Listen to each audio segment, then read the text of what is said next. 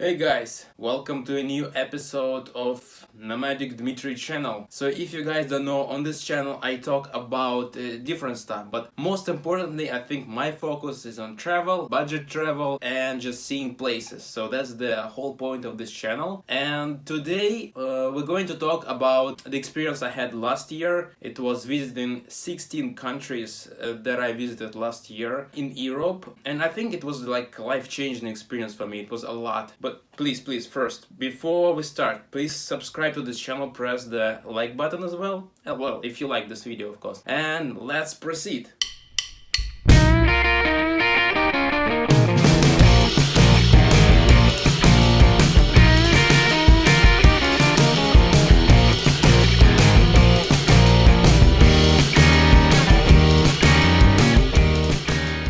So traveling for such a long time, a year, and seeing so many places in such a short time frame, I would say, it actually pushes you through the limit. Like, you experience different cultures, different people. At some point you feel like a little bit dizzy because of that, because it's too much, right? Sometimes you feel it's too much. So in this case, I think the best recipe would be slowing down, but for me, I was actually wanting to push myself, so I didn't slow down. I just keep traveling, and yeah, it was a lot. So before we even go to my European tour, let's start here in North America. So because I started my year in Tijuana.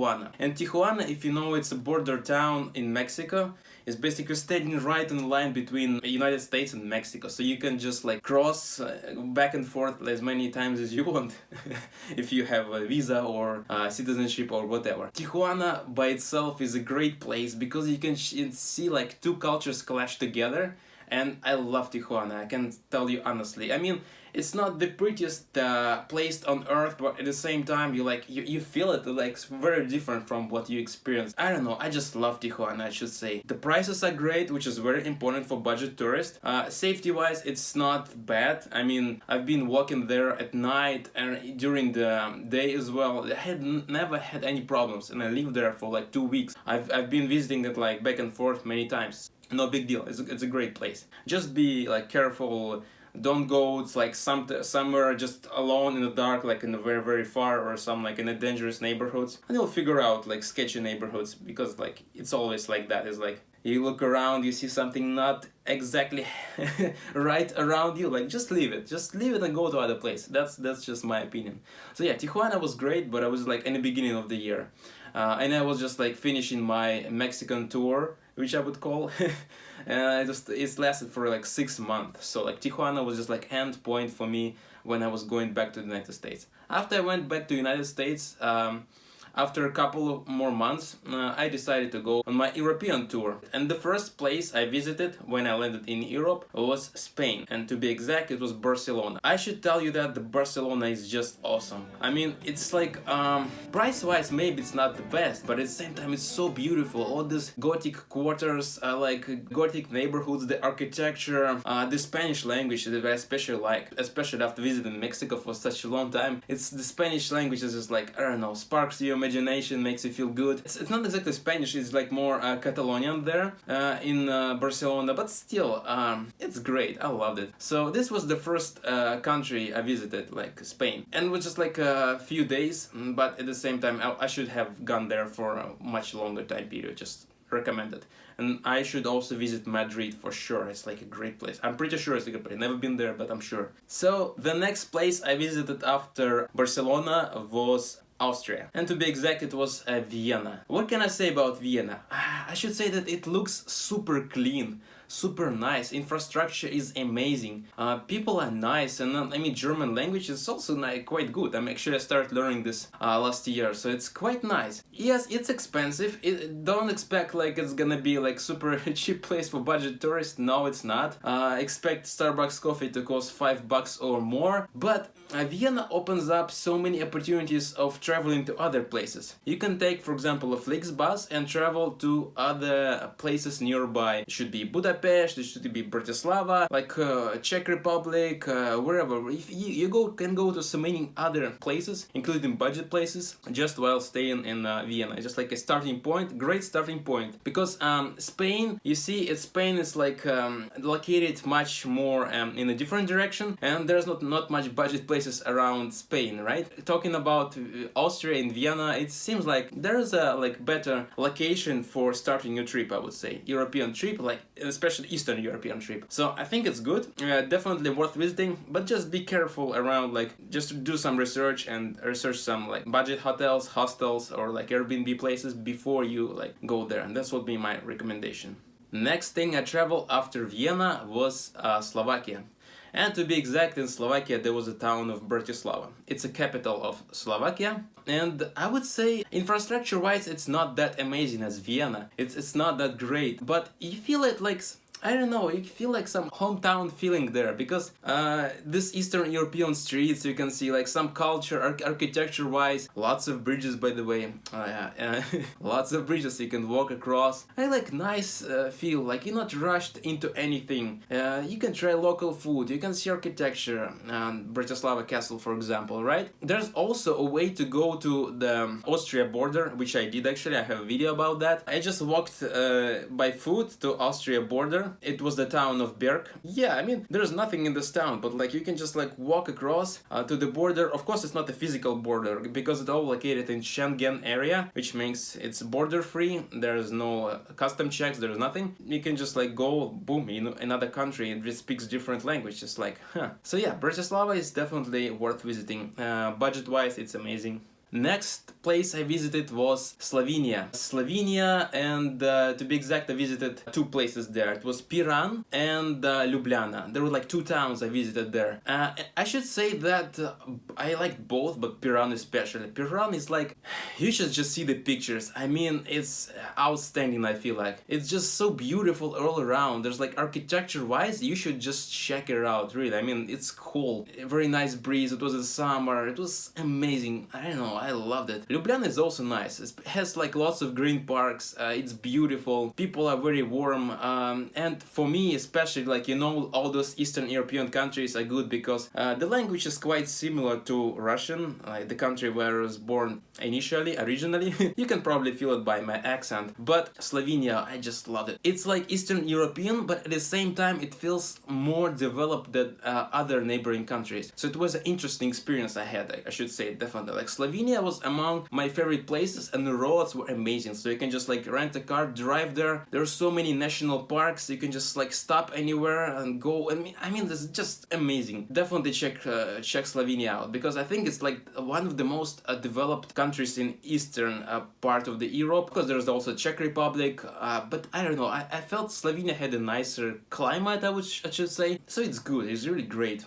Then, since we talked about Czech Republic, there are two towns I would recommend you to visit. It will be Brno and, of course, Prague. And Prague is the capital of Czech Republic. And we talked earlier about Slovakia, right? And Czech Republic feels like a little bit more upscale, I should say, a little bit more developed. Both countries are great, and it was actually like one country before Czechoslovakia, right? But Slovakia has like more chill vibe, I should say. The Czech Republic, of course, there are like many towns, but Prague, for example, compared to Bratislava, Prague is much more, I would say, noisy. Probably there are more things to see as well, but it's like, it feels like a bit more touristy. And I also recommended visiting the town of Brno. Brno is quite a small town. At the same time, like budget-wise, it's amazing, great place to visit and to actually live, I guess. I really like Brno.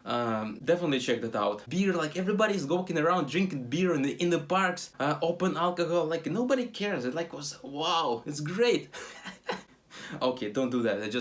Just my observations, okay? I didn't never do that. No, not me. Just take a look at me. I will never do that. Croatia is the next country I was during that tour, and I would say Croatia left interesting feel. I liked it at some point, and at some other point I didn't like it. This depends. I visited the town of Zagreb, and I also visited like some small towns there. I felt like infrastructure was definitely lacking compared to like like Slovenia, of course. I felt like it was not that great, but at the same time there's also a bunch of places to visit. It's not expensive, and architecture is very beautiful. Very beautiful European architecture all around. And as you probably know, Slovenia and Croatia both were part of former what's called Yugoslavia. It's worth visiting, but I felt like price-wise it was not the price that we're asking for these touristy places was not what it worth. So just take it in consideration. That's my opinion, but of course very subjective. So just my observations. Poland is, I mean, lovely country. I like Poland. I should say that it was not like wow feel and everything, but at the same time, like towns of Krakow, for example, it has very beautiful downtown where I was. So I definitely recommend checking out Krakow. Warsaw is probably also good because I was in Warsaw as well. I like some neighborhoods, but I should say like Krakow for me it was like much more intense and immersive, I would say, into Polish culture. So I would say that visit Krakow in my opinion, and there are some other towns like Gdansk, for example, other towns as well. So check it out. I've never been in Gdansk, but I was in Krakow. So Krakow is good. Very historical, as I said, especially downtown, and again, budget-wise, it's all great. It's Eastern Europe, come on. It's all gonna be great for the most part. Hungary. Oh my gosh, Hungary is just like, I don't know, so amazing. I especially like the small neighborhood, small village of Tikhany. I especially like that. I don't know, just like such a nice vibe there. You just want to like walk around, chill, drink beer, drink wine. I don't know, just like so beautiful, such a beautiful architecture, very green, and yeah, again, very nice. But of course, if we talk about Hungary, we cannot forget about Budapest. Budapest, I definitely recommend you visit. It's the capital, and you can see all those palaces. I don't know, architecture wise it's so beautiful. You can see like all around this Danube river, Dunai also called in Russian and in some other Slavic languages, but Danube, I think I mean this river has different names anyway. So but the view from the hill to this river, you can just like go around, hike, take a tram, I don't know, immerse yourself in this culture. It's so beautiful. So Budapest and Tikhany, just like two towns which I definitely recommend you checking out. It's really nice. Yeah. Berlin, Germany. I mean, I visited two cities in Germany. It was Dresden and was Berlin. Talking about that, I mean, I liked both, but Berlin especially. And you know why? 30 years ago, it was part of different countries, right? So it was East Berlin and West Berlin, and it was East Germany and West Germany. So it was, yeah, GDR, a German Democratic Republic. And you know, I have some specific feeling about this GDR stuff. I feel like it's something related, something I can relate to, like what was Russia back then, right? It was Soviet Union, right? So GDR has this interesting feel like that. So you feel like it's still like so many years past, and you still go in streets and you feel like this Eastern architecture, you know, this Soviet kind of blocks. And it's like, sometimes you just laugh at that. You're like, wow, it like feels like Russia. At the same time, it also has some nice feel, because like, for example, the Stalin architecture was not that bad. It was like magnificent, it was like crazy. So you feel to the street, especially the Karl Marx alley, you walk there and you feel like, wow, it's the place where all the communist parades were, all this stuff. Check it out, definitely. Berlin is definitely worth. And Dresden is a very beautiful city. You know, the Dresden was completely destroyed during the World War II. It was the last stage of the war, and the city was completely bombed and destroyed to the ground. So it was completely rebuilt from scratch. I mean, all those buildings was restored, I don't know, from the ground, but everything like in ruins. Actually the same with Berlin, but I think in Berlin at least something left, but in Dresden it was like completely destroyed. That's what I feel. Germany is like very historical place to visit, and definitely never skip that. It should be part of your European tour for sure. Next is the Minsk, Belarus. Belarus is known to be a country where like dictator rolls around, everything is totally, I don't know, has total control over everything and stuff like that. But you should definitely go to Belarus, because it's not exactly that. It's just like nature is very beautiful. Architecture is like, it's like a museum of some Soviet style. It's not that bad, and it's very clean. Media tries to create like the image of a country where like dictators just like rule everything and there's nothing human left there, but it's not true. People are really nice, warm. There are so many museums to visit. especially the World War II museum, which I have video about. I would definitely visit it once again because I really liked Minsk. It's just the feel of like Eastern Europe connected with Europe, and Belarus, of course, is a part of Europe. There are so many other countries nearby. Yeah, I feel like it's great. So why not? Why not visit Belarus and Minsk especially? Because it's the capital. Yeah, nice city with a nice culture. Now let's talk about Russia. And in Russia, of course, most of the people know just two places, two cities. It's St. Petersburg and Moscow. I was in both places, but in St. Petersburg I was the first time I was visiting there. St. Petersburg is a very safe place. First of all, it's like it used to be like created an image like of like very dangerous kind of place. I never had any experience like that. It was like during my 1 month stay there, it was especially great. It was totally chill. Architecture and the look at night. I mean, the overall city appearance at night was amazing. I don't know, it's like you go around, like every building you look, it was something historical happened. Like a revolution happened. There was some assassination happened. There was there was somebody famous living there, some writer, some famous person. I don't know, so many interesting facts about this city that it cannot be skipped. And it used to be capital of Russian Empire, right? So it's a must see. You must visit this St. Petersburg place. Infrastructure is okay. You can navigate the city using the metro. It's good. Moscow, on the other hand, is different. Moscow has a very good transportation system, very good infrastructure compared to St. Petersburg and compared to the whole Russia, of course, because all the money going to the Moscow for sure, mostly. Moscow has a different feel. Moscow is like more modern feel, while St. Petersburg is like more historical place. So definitely keep it in mind. And yeah, both cities are must visit in Russia, definitely. And they're not that far apart from each other. So it's like 7 hours on a train and you get there. So between both, so easy. Next place I visited was Turkey, and I had some debates whether I should not visit or I should visit. But I saw like cheap airline ticket, and I just flew from Russia to Turkey. It was the town of Antalya. Antalya, it's like, I don't know, it has a beach town kind of vibe. You see, and it's like very touristy, and most of the tourists actually are Russians because it's like direct flight from there. There is no visa needed and stuff like that. Antalya is nice, but of course it has very different mentality, different culture. And I experienced like cultural shock when I reached Turkey because it was totally different. It's like, for me as a Westerner, right, it's like a different kind of feel. It's like people think differently, people do stuff differently. People drink a lot of tea, people pray, there's like lots of culture around religion. Yeah, you feel that, but at the same time, like, it's not bad, right? It's just like I'm not used to it, and that's all. I just need to adapt where the place I'm visiting, so I just need to understand it. And to be honest with you, there are very good things about Turkey. Like, it's very family oriented, and so somebody who like appreciates family, like the biggest thing in the world, they definitely should like check it out. It's a different culture, so you need to adapt to that culture, but other than that, why not? Why not visit this place? Second place I visited was Istanbul. In Istanbul, I mean, it's a modern city. It's like a bridge between Europe and Asia. It actually is. There's a Bulgaria nearby, so you can just like take a bus and travel there. And it's a really nice place. I don't know, I love it. Istanbul is a very beautiful place. Food is great, but I think if you're a vegetarian, don't go there because lots of meat there, and not the best thing for vegetarians there. But I think there are some options. Food is very cheap. Internet is not great in my experience. Like mobile internet is expensive. I mean, relatively expensive and slow. In the same time, like if you're planning to do some work there, just check out that this place has actually good connection. I was having like very slow internet speeds, and I needed to rent a co-working space in order to actually be able to like freelance to be able to work.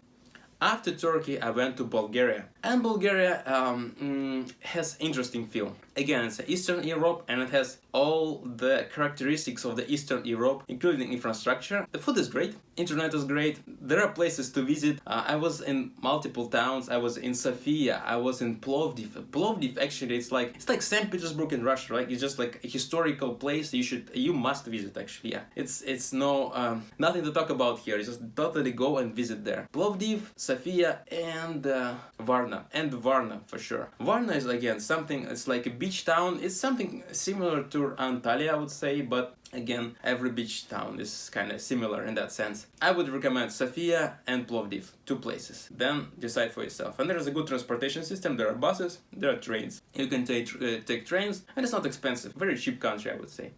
So after that, the next country I went was Romania. Romania feels like a bit more upscale than comparing to Bulgaria, but again, we cannot compare countries like that just based on infrastructure. It is totally different historical standpoint, and if we talk about Bulgaria, it's more like Eastern European, Slavic kind of feel, but in Romania, it's not like that. Romania is totally different language. There is nothing similar in that sense. So I visited Bucharest. Totally recommend visiting Bucharest. It's a capital. Actually, don't confuse Bucharest and Budapest, because people who confuse that will not be welcomed. Bucharest is nice, and the Bucharest represents a political change, like in all Eastern Europe, right? There was a change of power from all the communist socialist powers. There were new kind of rules, new kind of lifestyle of living, and Bucharest and actually Romania in general were known to have like a regime of Ceausescu. Most of the people say that he was a dictator, and after the power changed, after he was actually murdered, then Romania became a democracy, became a democratic country. Nowadays it's different, and but the thing is that in Bucharest, you probably know his palace he built not that long before he was actually killed. Huge palace. It represents the socialist kind of power and all that. For him, it was the end of the line. People turned against him. Definitely check it out. Also the Timișoara. It's a town I definitely recommend visiting. It has even like more interesting vibe, I should say, because it's has like markets in a downtown. It feels like more chill kind of version of Bucharest. Bucharest is very like official, that kind of place, and Timișoara is nice. You can just like drink hot wine, milled wine, right?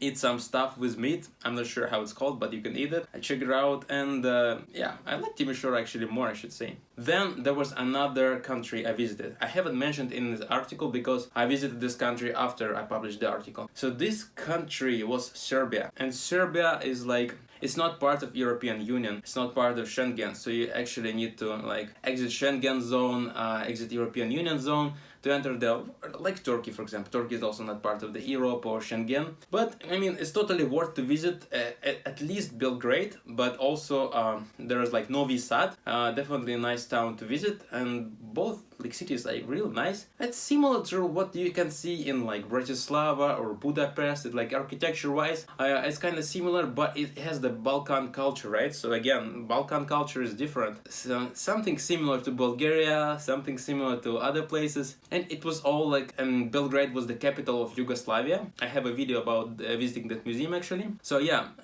Serbia is nice to visit, and those places, especially Belgrade and Novi Sad, every place has something, and you cannot just compare like this place is this and that, and like, there are no bad or good places. There are probably good and bad people in each place. And it doesn't depend on the culture. No, believe me, nothing depends on the culture. It's just like stereotypes, like say, oh, this culture has bad people, this culture has great people. It's not true. Never believe that. It's always about people who are like really like to talk to you, really nice, open to new cultures, new people. And there are people who completely closed and feel like, no, he's a bad guy. No, I would not talk to him. No. There are people like that, of course. But it's how they react. It's how they communicate. It's I guess the reality. So thank you guys for watching this video. Please subscribe. It's really needed at this point, and press the like button. I appreciate that for sure. And also please leave a comment down below.